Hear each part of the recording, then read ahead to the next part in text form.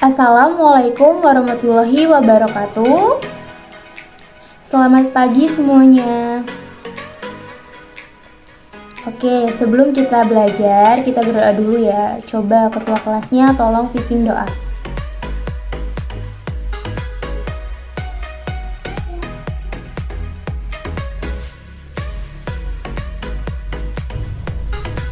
Baik, terima kasih ketua kelas. Nah, hari ini ada yang tidak hadir? Siapa yang tidak hadir? Salma sakit ya? Oke, kita doakan semoga yang sedang sakit segera lekas sembuh dan segera kembali bersekolah dan mengikuti pembelajaran seperti biasanya ya. Baik, Ibu kan minggu kemarin sedikit menjelaskan tentang apa itu paragraf. Nah, kalian ada yang masih ingat nggak apa itu paragraf? Coba yang masih ingat angkat tangannya. Ya, coba Ririn, apa itu paragraf? Ya, benar sekali apa yang dikatakan Ririn. Oke, Ibu akan sedikit mengingatkan tentang apa itu paragraf. Jadi paragraf itu adalah suatu kesatuan yang merupakan kesatuan lebih luas dari kalimat. Ingat ya, lebih luas dari kalimat. Bisa juga dikatakan paragraf itu adalah himpunan dari berbagai kalimat yang saling bertalian dalam membentuk suatu rangkaian gagasan. Nah, sekarang kita ke unsur-unsur paragraf. Unsur paragraf itu ada dua ya. Yang pertama itu ada gagasan utama dan yang kedua itu adalah gagasan penjelas. Nah, apa sih itu gagasan utama? Apa sih itu gagasan penjelas? Baik, simak baik-baik ya. Nah, jadi gagasan utama itu adalah gagasan yang menjadi dasar pengembangan suatu paragraf. Bisa dikatakan gagasan utama itu ide pokok suatu paragraf. Nah, gagasan utama itu mungkin bisa terletak di awal ataupun di akhir paragraf. Nah, kemudian ada gagasan penjelas. Nah, gagasan penjelas ini adalah gagasan yang fungsinya menjelaskan gagasan utama tadi. Nah, karena fungsinya itu menjelaskan gagasan utama, gagasan penjelas ini biasanya lebih dari satu kalimat. Pada umumnya itu lebih dari satu kalimat. Bisa dipahami ya apa itu tadi gagasan utama dan gagasan penjelas. Kemudian kita lanjut ke pola pengembangan paragraf. Yang pertama itu ada pola pengembangan khusus umum atau bisa dikatakan dengan induktif, dan kemudian yang kedua itu ada pola pengembangan umum khusus, bisa juga dikatakan dengan deduktif. Nah, itu juga bisa disebut dengan paragraf induktif dan paragraf deduktif. Nah, ada yang tahu nggak apa itu paragraf induktif, apa itu paragraf deduktif? Hayo, yang tahu coba angkat tangan. Belum ada yang tahu ya? Baik, kalau belum ada yang tahu, perhatikan baik-baik ya. Yang pertama itu ada paragraf induktif. Yang kedua itu ada paragraf deduktif. Apa sih itu paragraf induktif? Apa sih itu paragraf deduktif? Yang pertama itu ada paragraf induktif. Paragraf induktif itu adalah paragraf yang diawali dengan kalimat-kalimat khusus atau kalimat-kalimat penjelas, kemudian diikuti dengan kalimat utama. Jadi, ide pokoknya atau gagasan utama pada paragraf induktif ini terletak di akhir paragraf. Nah, yang kedua itu ada paragraf deduktif. Paragraf deduktif adalah paragraf yang diawali dengan kalimat utama dan diikuti dengan kalimat-kalimat penjelas. Jadi ide pokoknya berada di awal paragraf. Bisa dipahami ya apa itu paragraf induktif, apa itu paragraf deduktif. Baik, di sini Ibu akan menampilkan teks.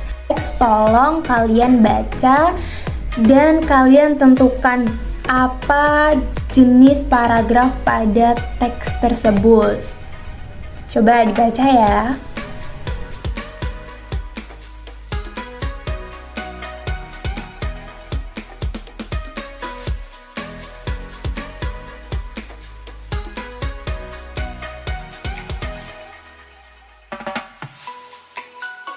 Bagaimana? Sudah dibaca? Nah, kalian bisa menentukan atau tidak jenis teks tersebut itu termasuk pada paragraf apa? Ayo, pada paragraf apa? Oke, sekarang kita analisis bersama-sama ya. Jadi teks ini itu termasuk ke dalam jenis paragraf apa? Bagi warga Jakarta, membuang sampah seenaknya ke dalam sungai sudah jadi kebiasaan bahkan tradisi sejak dulu. Padahal kebiasaan buruk ini sudah dirasakan akibatnya hampir setahun. Sampah-sampah ini bisa menyebabkan aliran sungai terhambat dan akhirnya menimbulkan banjir. Tidak heran apabila banjir yang terjadi di Jakarta seringkali disebabkan oleh tumpukan sampah yang menghambat aliran sungai. Ayo, siapa yang tahu paragraf ini itu termasuk paragraf apa? Ayo, angkat tangannya yang tahu.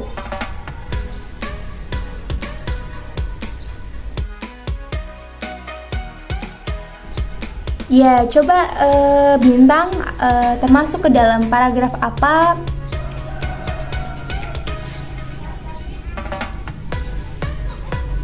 Nah, benar sekali apa kata teman kalian. Jadi paragraf ini itu termasuk ke dalam paragraf induktif karena ide pokoknya berada di akhir paragraf. Bisa ya sekarang menentukan mana yang paragraf induktif, mana yang paragraf deduktif.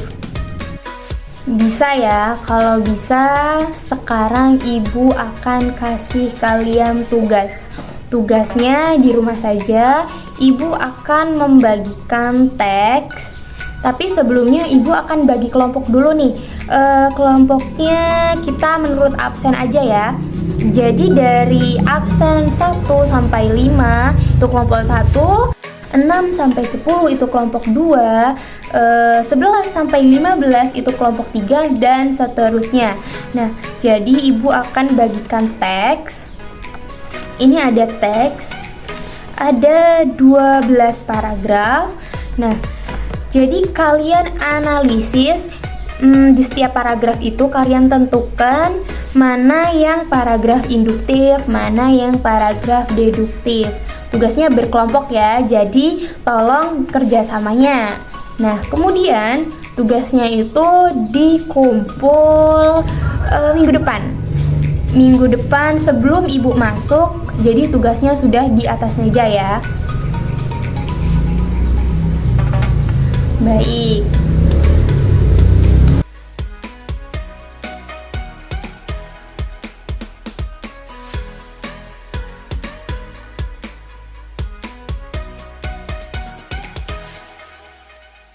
Sekarang bisa dipahami ya tugasnya? Bisa ya?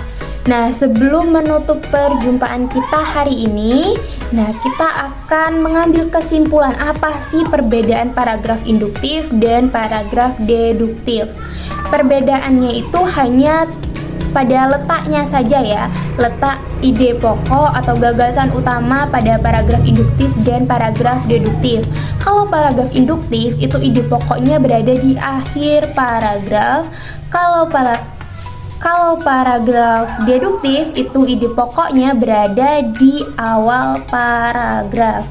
Diingat ya, induktif ide pokoknya ada di akhir, deduktif ide pokoknya ada di awal.